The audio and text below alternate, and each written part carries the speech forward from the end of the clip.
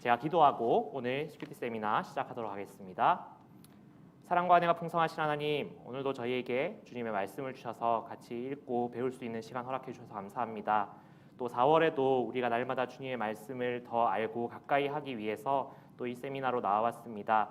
주님, 이 열정을 귀하게 사용하여 주셔서 우리가 주님의 말씀을 더 잘 알고 또 아는 데서 그치지 않고 우리 삶에서 정말 말씀대로 살아낼 수 있도록 주님께서 인도하여 주시옵소서.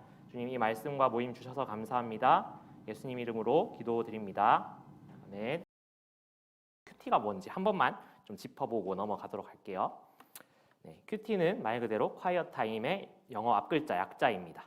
그래서 교회 용어 사전적인 정의를 보자면은 조용한 시간과 장소에서 기도와 말씀 묵상으로 하나님과 1대1로 교제하는 시간이라고 되어 있어요. 제일 중요한 포인트가 하나님과의 교제겠죠.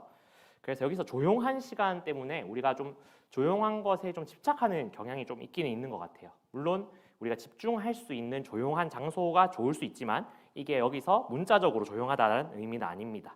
왜냐하면은 히브리어 이제 원문에서 묵상이라고 번역되는 단어가 이제 하가이거든요. 근데 하가라는 것은 진짜 말 그대로 조용히 있는다는 뜻이 아니라 말씀을 소리 내어서 읊조리고 중얼거리고 반복하고 또는 찬양하고 이런 것까지 다 포함된 의미의 단어예요. 그렇기 때문에 단순히 물리적으로 조용하다라는 의미가 아니라 내 생각들을 차단하고 하나님과 어떤 방법으로든 깊이 교제하는 시간, 하나님과의 교제가 더 포인트가 되는 시간이라고 보시면 되겠습니다. 그래서 묵상의 형태는 과거부터 계속해서 있어 왔습니다. 구약 시대에도 있었고 초대교회 때도 있었고 그리고 종교개혁 전통 때도 있었고 지금 현대교회에도 있죠. 그런데 말씀을 묵상하는 형태라든지 포인트라든지 어떤 뭐라고 할까요? 시간을 내는 방식 이런 것들은 시대에 따라 점점 달라질 수 있겠죠. 근데 현대에 사실 저희가 말씀을 묵상하기 참 힘든 환경인 건 맞는 것 같아요.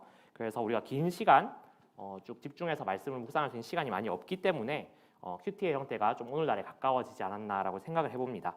어쨌든 형태는 좀 달라졌더라도 계속해서 이어졌던 이 말씀 묵상의 형태 속에서 우리는 하나님과의 교제를 이어가야 되기 때문에 우리는 현대에 맞게 큐티를 또 강조하고 있는 것이죠. 자, 그럼 큐티를 해야 되는 필요성은 무엇인가? 일단 좀 개인적인 차원에서 볼 수 있을 것 같아요. 개인적으로는 일단 평상시에는 우리가 하나님의 말씀을 잘 안다는 것은 그만큼 하나님이 무엇을 원하시는지 알고 영적으로 민감하게 반응할 수 있다는 의미가 되겠죠.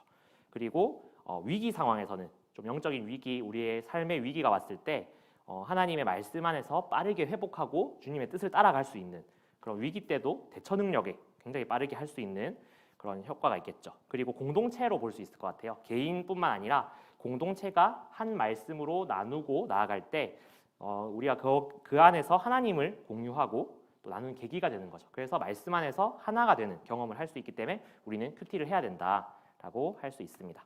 자, 큐티에 3요소가 있는데요. 첫 번째 이제 말씀을 내가 묵상하는 게 되겠죠.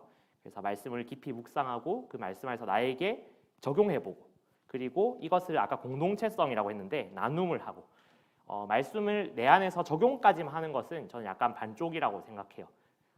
이것을 개인의 차원에서만 있는 것이 아니라 항상 하나님의 나라는 공동체에게 열려 있는 것 같아요. 그래서 이 말씀을 나에게 먼저 잘 적용하는 거 굉장히 중요하고요. 그 다음에 이 공동체 안에서 나누고 이웃들에게 나눠주고 꼭 말씀을 나눈다기보다 내 삶 가운데서 적용된 말씀대로 내가 살아가는 게 정말 중요한 나눔이 되겠죠. 자, 근데 큐티에 굉장히 큰 단점이 있습니다. 짧다라는 거예요. 짧은 게 굉장히 큰 장점이지만 굉장히 큰 단점이기도 해요. 왜냐하면은 우리가 매일 묵상을 하지 않으면 큐티 본문을 놓쳐요. 어제까지는 분명히 막 창세기였는데 어느 날 며칠 이렇게 큐티 안 하고 보면 막 레위기가 돼 있고 막 이렇게 되거든요. 그래서 본문이 짧기 때문에 좀 꾸준히 해주는 게 굉장히 중요하다는 거죠.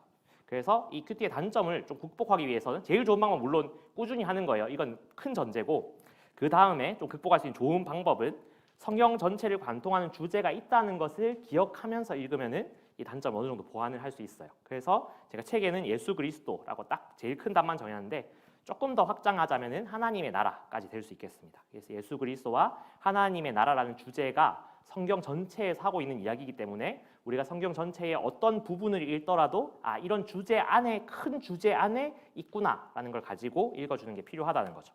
자, 그리고 두 번째 하나님의 두 가지 속성을 좀 잘 이해할 필요가 있어요. 하나님에게는 사랑이라는 속성과 공의라는 속성이 있는데 이게 굉장히 다른 게 아니에요.